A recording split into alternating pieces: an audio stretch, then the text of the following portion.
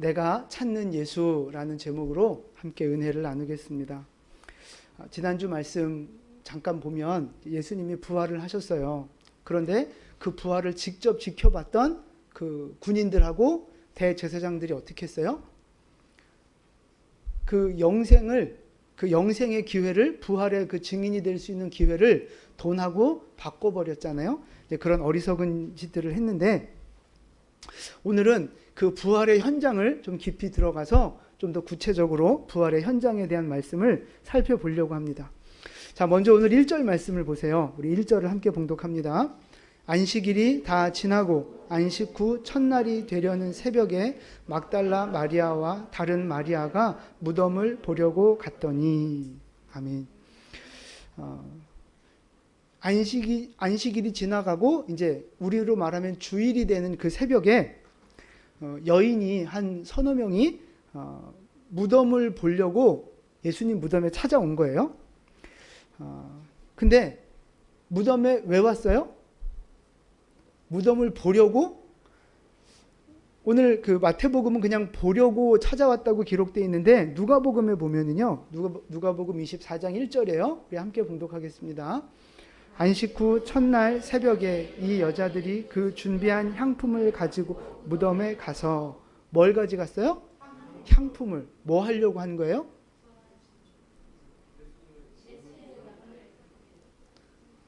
뭐 말을 똑바로 해요. 손만 이러지 말고. 그러니까 향품을 발라드리려고 간 거예요. 그러니까 지난 금요일에 장례 치르는 시간이 길어야 몇 시간이었어요? 장례 치르는 시간, 죽으시고 안식일이 되기 전까지 3시간. 3시간 동안 장례를 이렇게 막 급하게 치러드렸잖아요. 그때 향품 발랐어요? 안 발랐어요? 아, 그래요? 그럼 다시 제가 성경을 잘못 알고 있는데. 향품을 발랐죠. 그것도 엄청 많이 발랐어요. 왕과 왕족들이 그 장례식 치를 때 쓰는 그 양을 예수님께 발라드렸다고요.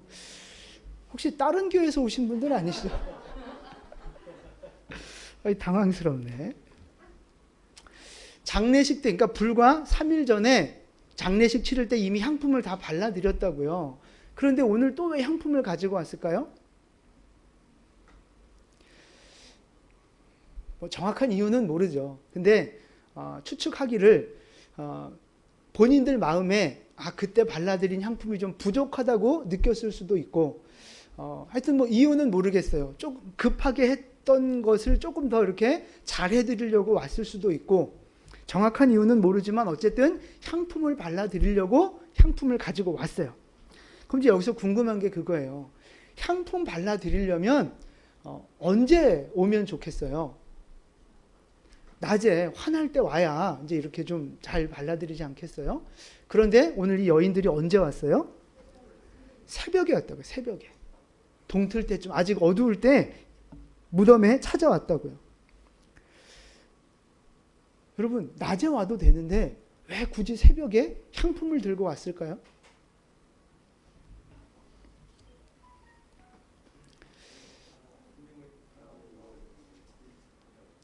네.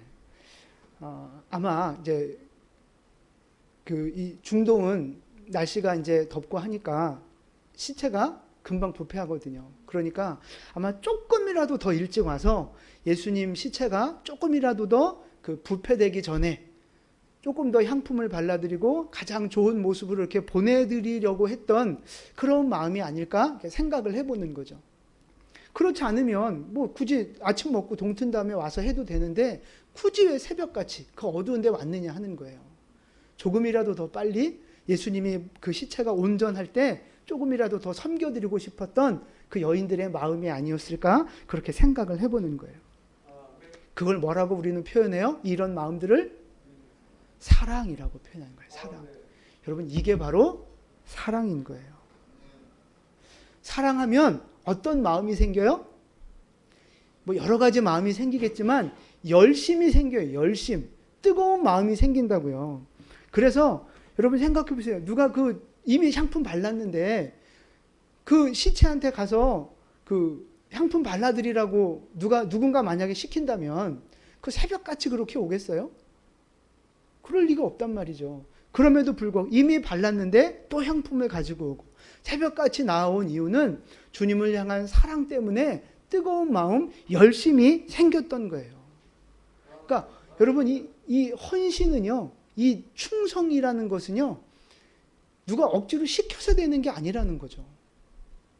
누가 억지로 시킨다고 내가 복 받고 싶어서 그래서 하는 게 아니에요. 사랑하니까 최선을 다하는 거예요. 사랑하니까 충성하는 거예요. 사랑하니까 자발적으로 열심을 가지고 주님을 섬겨 드리는 거죠. 그러니까 여러분 충성이나 순종이나 최선을 다하는 삶이나 이 모든 것이 다 그 동기가 어디에 있어요? 사랑에 있다고요. 사랑에. 때로는 어떤 사람들은 복 받으려고 아니면 뭐 이렇게 그 체면 때문에 뭐 여러 가지 다른 이유로 우리가 그런 충성과 순종의 모습을 보일 수는 있어요. 그런데 진정한 충성, 진정한 순종, 진정한 최선은 하나님을 향한 사랑의 마음이 동기가 되어져야 한다는 것입니다. 여러분은 지금 어떤 자세로 하나님을 섬기고 계십니까? 나름대로 뭐 여러분 할 수 있는 수준에서는 열심히 하나님을 섬기고 계신 줄로 압니다. 그런데 그 마음의 동기가 뭐냐면 동기가. 어떤 분은 억지로 하는 분도 있고 습관적으로 하는 분도 있고 체면 때문에 하는 분도 있고 여러 가지 이유로 하시는 분들이 있을 거예요.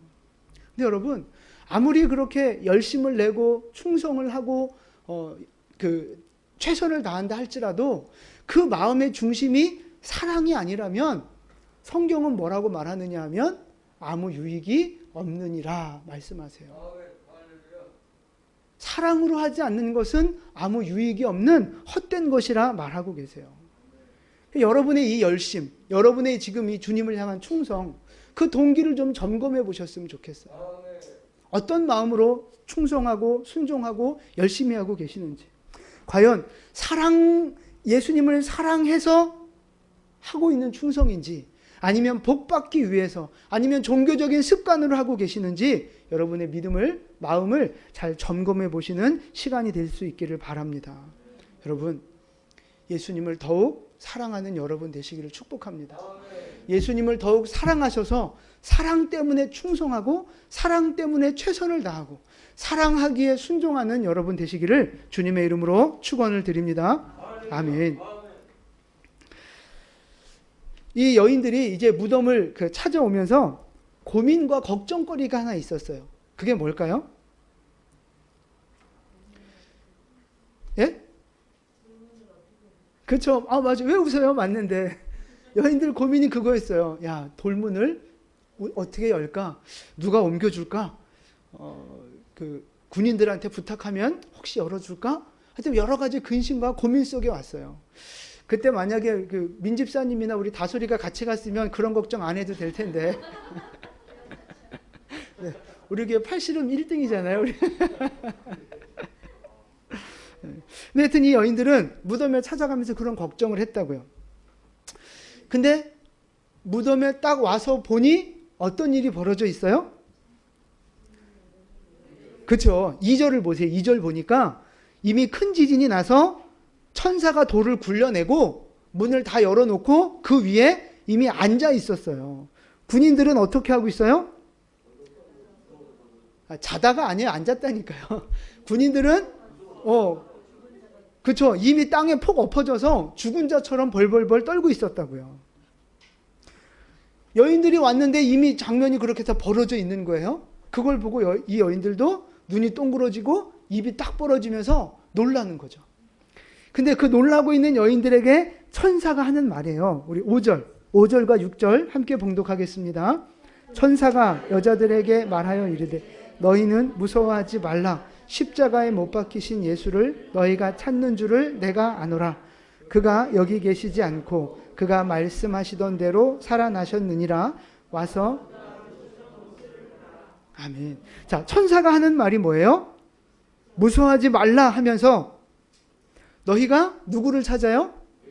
예수, 십자가에 못 박히신 예수, 죽어 있는 예수를 찾는구나. 그렇게 말하고 있는 거예요. 근데 그 예수는 이 무덤에 계시지 않고 부활하셨다. 예수님이 눕혀져 있던 곳을 한번 봐라. 그러는 거예요. 여러분, 왜 예수님이 누워져 있었던 곳을 왜 보라고 할까요? 네? 그러면 예수님이 누워 계셨던 그곳은 지금 깨끗하게 비어 있을까요? 네. 용기 있게 대답하셨는데 쪽팔리더라도 땡입니다. 자, 유대인의 장례 예식을 잘 생각해 보세요. 사람이 죽으면 어떻게 해요? 그 세마포로 머리부터 발끝까지 싼다고요. 이제 향품을 바르고 싸겠죠? 그 애굽에서는, 이집트에서는 그 유명한 사람이 죽으면 어떻게 해요? 내장을 이제 다 드러내고 이제 썩지 않게 미이라로 만드는데, 유대인은 그렇진 않아요. 다 파내고 그런 건 아니고 그냥 기름을 바르고 깨끗하게 그 향품을 바른 다음에 세마포로 머리부터 발끝까지 쌌다고요. 그래서 그 시체를 관에 안 넣고 그대로 그 평평한 굴 안에다가 이렇게 내려놓는 거예요. 자, 그래서 우리 나사로가 살아났을 때를 한번 생각해 보십시오. 나사로가 살아났을 때, 자, 무덤 문을 열고 나서 예수님이 뭐라고 불러요? 나사로야, 나오라 그랬다고요. 그러니까 나사로가 저렇게 꽁꽁 묶인 채로, 뭐 펭귄처럼 걸어 나왔을까요?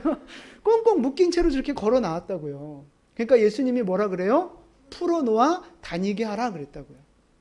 저게 유대인의 장례 그 풍습이 저런 거예요. 그러니까 예수님이 죽으셨을 때도 저렇게 했다고요. 향품을 바르고 세마포로 다 싸서 그대로 갖다가 눕혀놨다고요. 그런데 예수님이 부활하셨어요. 그러면 그 누우셨던 곳에 뭐가 남아있어요? 나사로가 누웠던 곳에는 세마포가 남아있어요? 안 남아있어요? 안 남아있잖아요. 근데 예수님이 누우셨던 곳엔 그럼 뭐가 남아있어요? 세마포가 왜 남아있어요? 이제 그거를 보여드릴게요. 자, 영상을 하나 보여드릴 겁니다. 자, 잘 한번 보세요. 예수님이 부활하는 장면이요. 무덤문이 열리고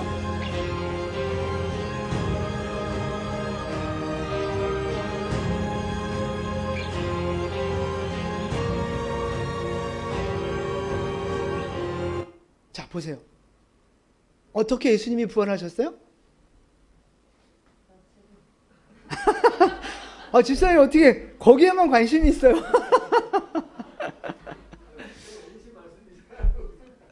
아니, 그 포인트가 거기 있는 게 아니잖아요, 지금. 영상 다시 한번 볼 수 있어요, 간사님? 잘 한번 보세요.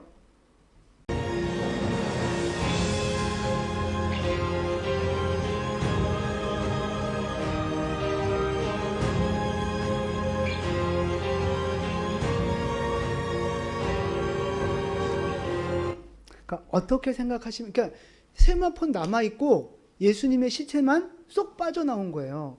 그러니까 세마포가 어떤 상태로 돼 있어요? 그러니까 여러분 이걸 생각하시면 되고, 풍선에다가 세마포를 다 감아놓고 풍선의 바람을 쭉 뺐다고 생각해 보세요. 그러면 풍선을 쐈던 그 모양 그대로 세마포는 주저앉잖아요. 그렇게 돼 있는 거예요, 지금. 그렇게 돼 있는 거예요. 그러니까 예수님을 쌌던 몸이 영적인 육체로 변화되면서 세마포는 그대로 가라앉은 거죠. 그래서 요한복음에 보면, 요한복음 말씀을 볼까요? 같이 봉독하겠습니다. 요한복음.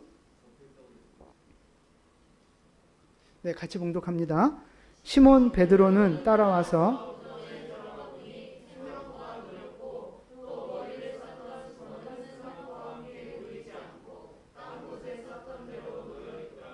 아멘.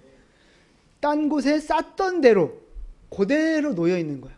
그러니까 머리 쌌던 데, 몸 쌌던 데 아마 이렇게 따로 쌌던 것 같아요. 그게 그대로 남아있다 이 말이에요. 이 성경이 개역 개정으로 바뀌기 전에는 개역 성경에서는 뭐라고 돼 있었느냐면 개켜져 있더라 뭐 이런 표현이 돼 있어요. 그래서 우리는 이렇게 예수님이 부활하신 다음에 풀러가지고 이걸 개켜서 접어서 놓은 것처럼 그렇게 오해하기 쉬운데 그런 뜻이 아니에요. 쌌던 그대로 놓여져 있는 거죠. 그러니까 천사가 누우셨던 곳을 봐라. 봤더니 풍선 바람 빠지듯이 세마포만 그대로 남아있는 거예요. 그걸 보면 뭘 할 수 있는 거예요? 예수님이 부활하셨구나. 그걸 볼 수 있는 거예요. 그래서 나중에 무덤을 그 예수님 부활한 걸 확인하러 제자가 누가 들어가요? 2명의 제자가 무덤에 소식을 듣고 쫓아왔다고요. 요한하고 베드로하고. 그래서 베드로가 직접 무덤 안에 들어가서 그 세마포를 보고 그제야 믿었더라. 이렇게 기록되어 있어요. 세마포만 남아있는 모습을 보고 예수님의 부활을 믿었다는 거죠. 그 세마포가 바로 부활의 증거예요. 그러니까 여러분, 예수님은 부활하셨습니다. 더 이상 그 무덤에 계시지 않는다고요. 무덤에 남아있는 건 쌌던 세마포만 남아있고 예수님은 이미 부활하신 분, 살아계신 분, 더 이상 무덤에 갇혀있지 않으신 분인 줄 믿으시기 바랍니다. 죽은 예수가 아니라 살아있는 예수라고요. 죽은 예수가 아니라 부활하신 예수라고요. 근데 보세요. 오늘 이 여인들이 지금 누구를 찾으러 왔어요? 어떤 예수? 십자가에 죽은 예수를 찾으러 왔다고요. 이미 죽은 예수를 찾으러 왔다는 거예요, 여러분. 그러니까 다시 말해서 육신적인 예수, 죄인으로 죽은 예수를 찾으러 온 거예요. 여기서 말하는 죽은 예수를 이제 우리 좀 이렇게 영적으로 해석하고 적용해 보면 그런 거죠.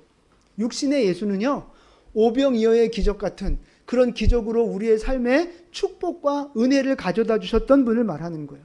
병을 고쳐주시고 풍랑을 잠잠케 하시고 죽었던 자, 병들었던 자를 고쳐주셨던, 귀신 들린 자를 치료해 주셨던 그런 예수, 인생의 문제를 풀어주셨던 예수, 그 예수가 과거에 은혜를 주셨던, 축복을 주셨던 그 예수를 지금 죽은 예수라 표현하고 있는 거죠. 여인들이 찾으러 온 예수는 그 죽은 예수예요. 과거에 자기들에게 은혜와 축복을 주셨던 그 예수. 그런데 예수님은 지금 부활하셨다고요. 육신을 초월하셔서 부활하신 영광스러운 몸이 되셨다는 거예요. 그러니까 여러분, 우리 믿음이 육신적이고 기복적인 신앙에 매여서 그 죽은 예수를 찾아다니는 믿음이 되면 안 된다는 말씀입니다. 예수님은 이미 부활하셨다고요.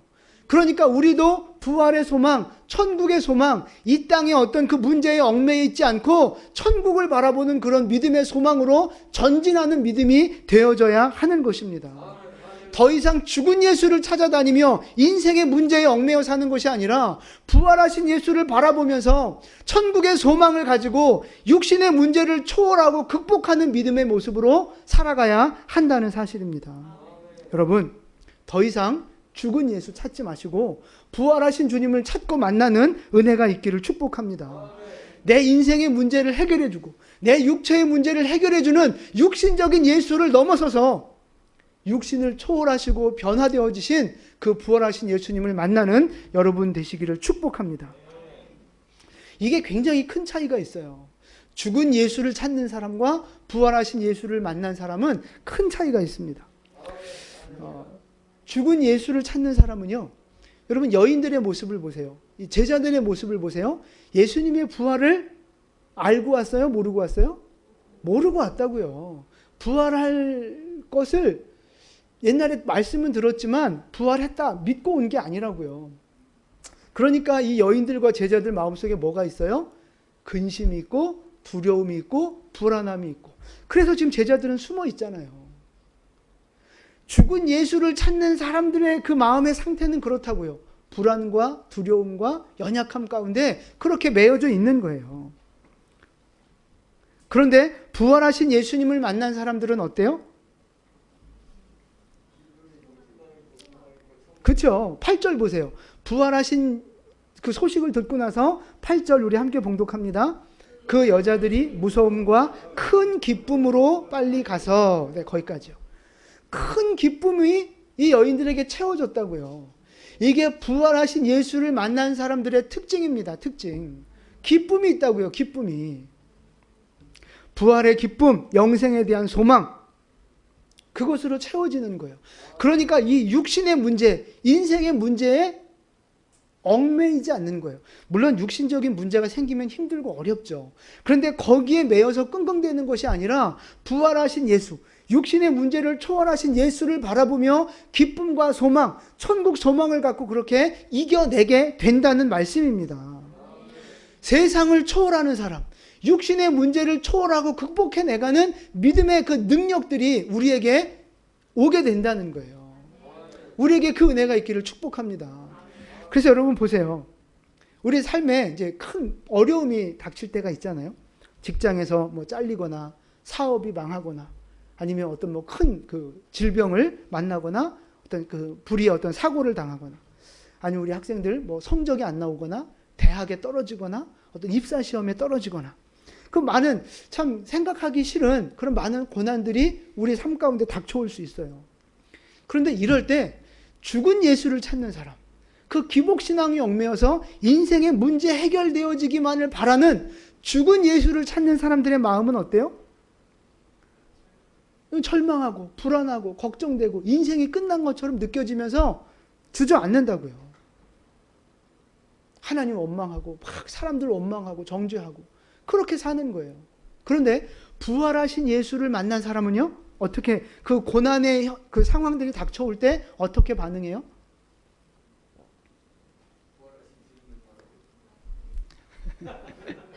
힘들죠. 짜증나죠.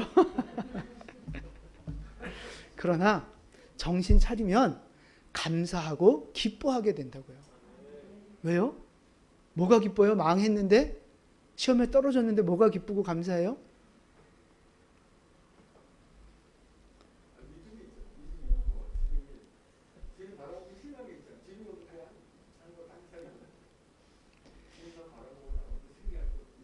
아멘. 네.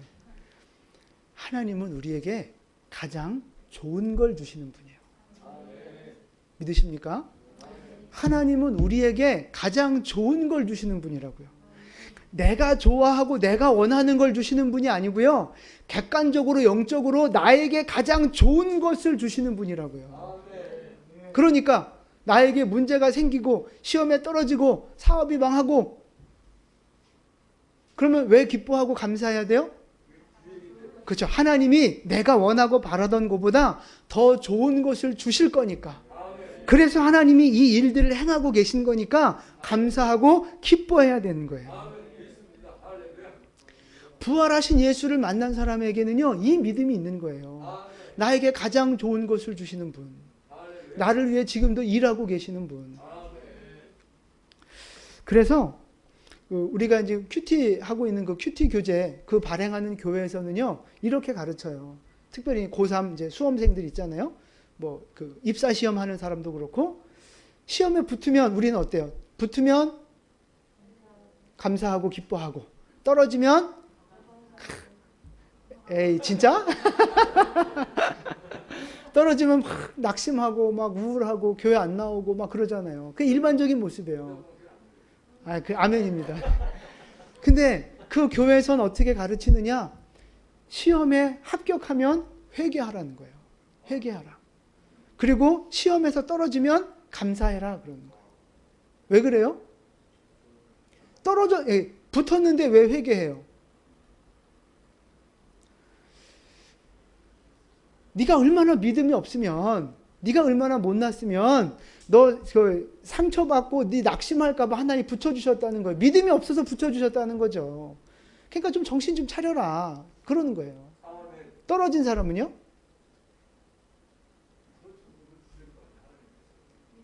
아, 그렇죠. 더 좋은 거 주실 거니까. 하나님이 너를 믿고 너에게 이런 어떤 그 연단과 고난을 주신 거 아니냐. 감사해라. 그런 거예요. 어떻게 좀 받아들여지십니까, 그게? 별로예요? 아직도 죽은 예수를 찾으시는 거죠. 거기는 진짜 그렇게 해서 이 인생을 다시 역전시키는 사람들이 굉장히 많아요. 물론 잘 되는 것도 축복이고 감사하죠. 그러나 고난이 오고 뜻하지 않은 어려움이 왔을 때 그걸 믿음으로 해석하는 능력이 우리에겐 진짜 중요한 거예요. 그래서 떨어질 때 감사하고 잘 형통할 때 회개할 수 있는 그런 믿음의 태도를 가진 사람들, 그런 사람들을 그 교회는 만들어내는데, 그것을 저는 세상을 이기는 사람을 만들어낸다고 보는 거예요. 세상이 감당하지 못하는 사람. 히브리서 말씀에 보면 그런 말씀 있잖아요. 이들은 세상이 감당하지 못하는 자들이라. 세상이 감당하지 못하는 사람들 만들어내는 거예요. 여러분 잘 생각해 보세요. 돈을 이기는 사람.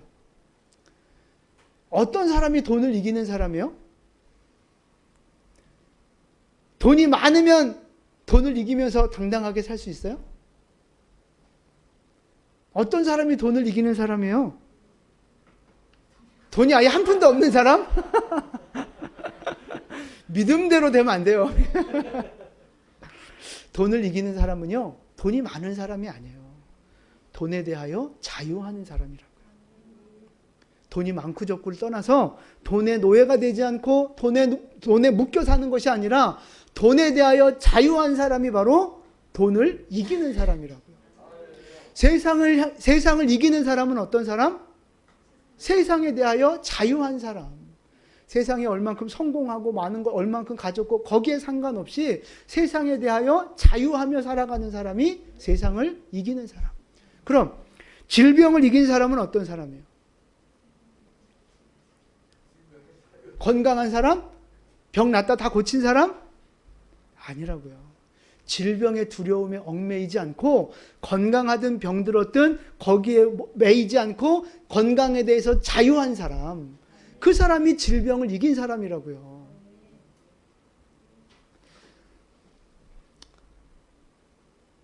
성적을 이긴 사람은 어떤 사람들이에요? 성적을 이긴 사람. 그렇죠. 성적에 얽매이는 사람은 어떤 사람이에요? 성적이 조금만 올라가면 할렐루야. 성적이 좀 떨어지면 난 돌대가리야. 막 이래갖고 내가 뭐가 돼? 막 이러면서 막 좌절하고 낙심하는 사람. 그 사람은 성적의 노예가 된 사람이에요. 돈에 노예되는 것도 똑같은 원리예요. 성적의 노예가 된 사람. 그럼 성적을 이기는 사람은 어떤 사람? 저 점수에 관여하지 않고 자유하는 사람. 하나님이 주신 비전을 향해 사명을 향해 나아가는 자유하는 사람. 돈에 매이고 건강 염려증에 매이고 점수에 매이는 사람은요, 바로 그것에 노예가 된 거예요. 노예가. 그걸 이기는 사람이 돼야 된다고요. 그게 바로 세상이 감당하지 못하는 사람, 돈이 감당하지 못하는 사람, 성적이 감당하지 못하는 사람, 세상이 감당하지 못하는 사람이 되는 거예요. 그래서 여러분, 세상에는요, 딱 두 종류의 성도가 있어요. 두 종류의 성도. 어떤 성도? 우리 영광교회 성도랑 다른 성도. 두 가지 성도가 있어요. 뭐냐? 하나는 세상이 감당하지 못하는 성도가 있고요. 하나는 세상을 감당하지 못하는 성도가 있어요. 완전 다른 거예요. 세상이 감당하지 못하는 성도냐, 세상을 감당하지 못하는 성도냐. 세상을 감당하지 못하는 성도는요, 육신의 문제, 기복신앙에 거기에 얽매여 살아가는 거죠. 세상이 감당이 안 돼, 감당이. 잘 돼도 문제, 안 돼도 문제, 감당이 안 되는 인생이에요. 그러나 세상이 감당하지 못하는 사람은요, 육신의 문제를 초월하는 사람, 자유하는 사람, 진리 안에서, 그리스도 안에서, 성령 안에서, 말씀 안에서, 하나님의 약속 안에서 자유하는 사람. 그 사람이 바로 세상을 이기는 사람입니다. 세상이 감당하지 못하는 사람이 되는 거라고요. 멋쟁이죠. 여러분, 그럼 여러분은 그런 멋쟁이십니까? 아닙니까? 세상이 감당하지 못하는 사람입니까? 세상을 감당하지 못하는 사람입니까? 아멘. 여러분 그렇게 되시기를 축복합니다.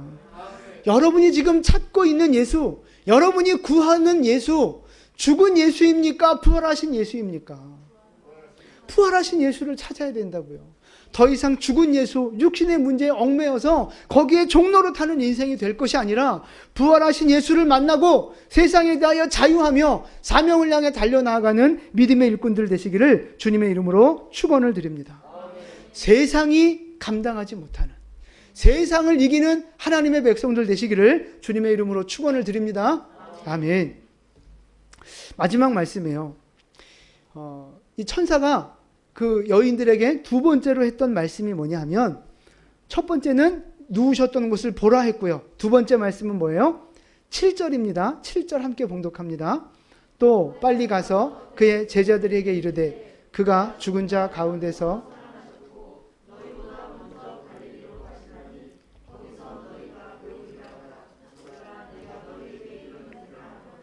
아멘. 자, 뭐 하라 그래요? 그렇죠. 빨리 가서 제자들한테 빨리 가서 예수 부활 소식을 전하라는 거예요. 제자들이 지금 뭐 하고 있어요? 예수님 죽은 줄 알고 자기들 인생 끝난 줄 알고 두려움과 낙심과 절망 속에 지금 숨어 있잖아요. 그들에게 가서 부활의 소식을 전해서 그들로 하여금 다시 기쁨과 소망을 갖게 하라는 거죠. 부활하신 예수님 만날 준비를 하라고 그렇게 명령하고 있어요. 여러분, 부활을 경험한 사람, 부활하신 예수를 만난 사람에게는 사명이 주어집니다. 어떤 사명이요? 그 부활을 전하는 사명. 예수 부활을 전하는 사명을 주님이 우리에게 주시는 거예요. 여러분, 부활하신 예수님을 만나셨잖아요. 할렐루야. 부활하신 주님 만나셨잖아요. 그럼 여러분에게는 어떤 사명이 있는 거예요? 그렇죠. 예수 부활하셨다고 그걸 전하는 사명이 있는 거예요. 예수 부활 소식을 모르는 영혼들은 어떻게 살고 있어요? 두려움 속에, 절망 속에, 미래가 없이, 고통 속에 지금 그렇게 절망 속에 살아가고 있다고요. 영적으로, 환경적으로 고통과 어려움 속에서 지금 살아가고 있는 영혼들이 너무너무 많다는 거죠. 그들에게 가서 예수 부활을 전하여 그들로 하여금 다시 일어나게 하고 기쁨을 갖게 하고 믿음을 갖게 하라 말씀하고 계시는 거예요. 그것이 하나님 우리에게 주신 사명입니다. 절망 속에 있어도, 두려움 속에 있어도, 어둠 속에 있어도 예수 부활을 만나면, 부활하신 예수님을 만나면 다시 일어설 수 있습니다.